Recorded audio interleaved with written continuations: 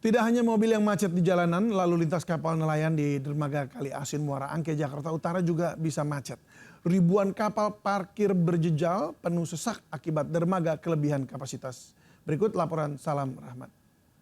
Ya pemirsa, beginilah situasi terkini di dermaga Kali Asin di Muara Angke, Jakarta Utara, di mana tampak di layar televisi Anda saat ini ribuan kapal nelayan ini tampak bersandar satu sama lain ataupun juga berhimpitan satu sama lain, dan juga ini sangat rapat posisinya akibat penumpukan kapal-kapal nelayan baik yang masih aktif beroperasi maupun juga ini sudah tidak lagi berlayar.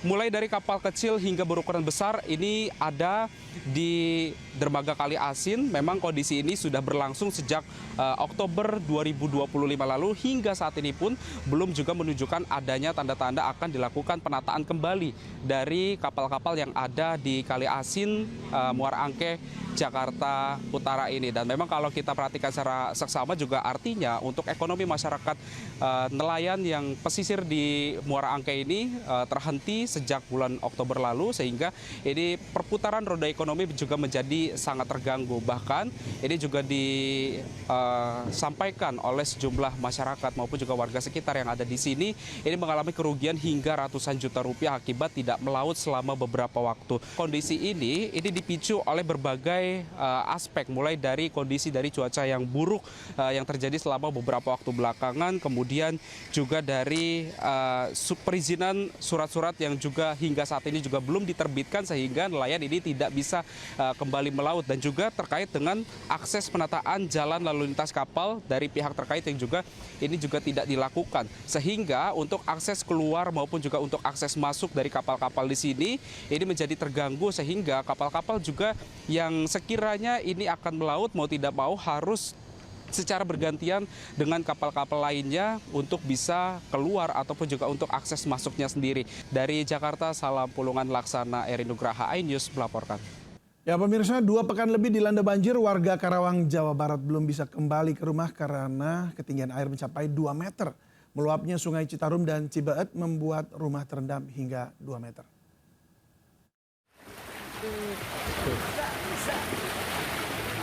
Luapan Sungai Citarum dan Cibeet terjadi di puluhan desa di Kecamatan Teluk Jambe Barat dan Timur Karawang dengan ketinggian 1 hingga 2 meter merendam rumah warga.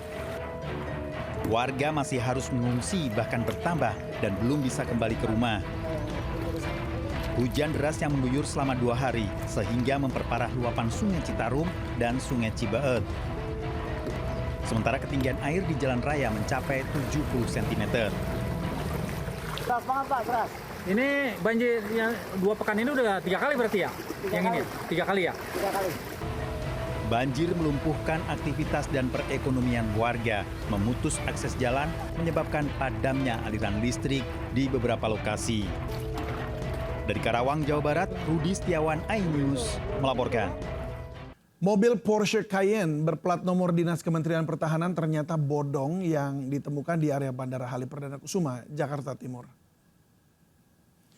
Sebuah mobil mewah Porsche Cayenne memakai plat Dinas Kemenhan terparkir di area Halim Perdana Kusuma, Jakarta Timur. Dan mobil ini menggunakan plat nomor Kemenhan, nomor registrasi 50212000. Ternyata plat nomor yang terpasang palsu. Kemenhan RI memberikan klarifikasi menyatakan bahwa kendaraan ini tidak tercatat dalam daftar inventaris resmi. Mobil telah ditarik ke Polres Jakarta Timur beserta dengan pengemudinya.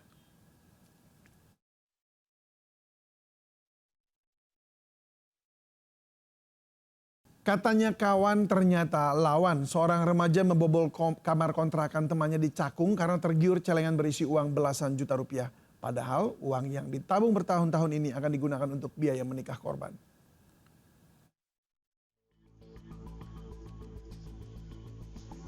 Seorang remaja pria terekam CCTV saat mencuri di sebuah kontrakan di Cakung, Jakarta Timur.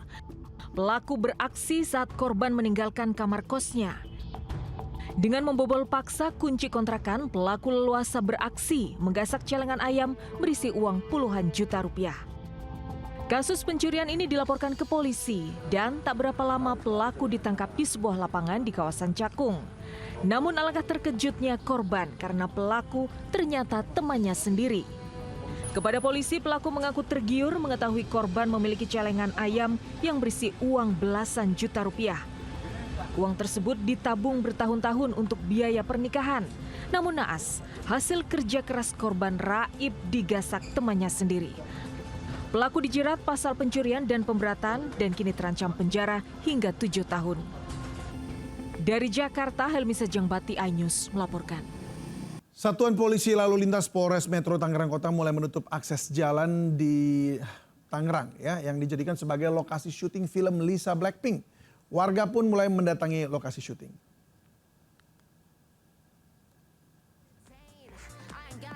Sejumlah kru film yang dibintangi aktris asal Korea Lisa Blackpink dan aktor laga Ma Dong Seok mulai mempersiapkan sejumlah properti yang akan digunakan.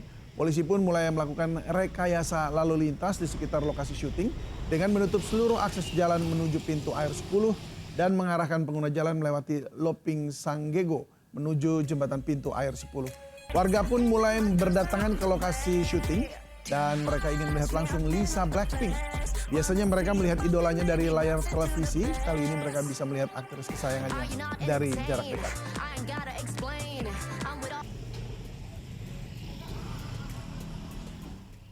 Pemirsa, mantan Hakim Agung Gayus Lumbun menilai gugatan CMNP terhadap PT Bakti Investama tidak memiliki kejelasan dan bertentangan dengan fakta hukum yang ada sehingga tidak ada artinya.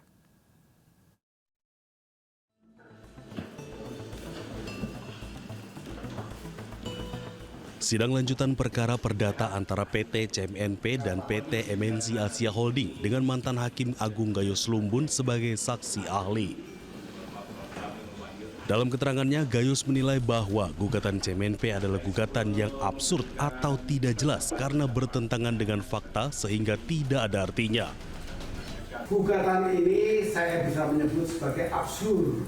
Apa itu absurd? Absurd label itu ya jelas, tidak jelas, ya tidak jelas atau bertentangan dengan faktanya. Maka gugatan sebagaimana pengadilan absurd itu tidak ada nilainya, tidak ada artinya. Sebelumnya, CMNP selalu menyebut transaksi NCD merupakan tukar-menukar dan bukan jual-beli. Sementara Hotman Paris menegaskan bahwa PT Bakti Investama berperan sebagai broker dan tak seharusnya dijadikan tergugat. Ini gugatan benar-benar sangat absurd. Apa istilahnya itu? Kabur. Ya, kabur dalam arti kalau jual beli berarti siapa yang membeli, kalau penjual merasa ada keberatan, tentu pembelinya harus digugat. Kalau itu tukar-menukar, tentu pihak yang terlibat dalam transaksi harus ikut digugat. Ini kan yang membelikan bukan Haritanu, bukan PT Bakti, tapi perusahaan asing, tapi tidak ikut digugat. Sementara itu, hingga kini pihak CMNP tidak merespon permohonan wawancara. Dari Jakarta, Tim Liputan iNews melaporkan.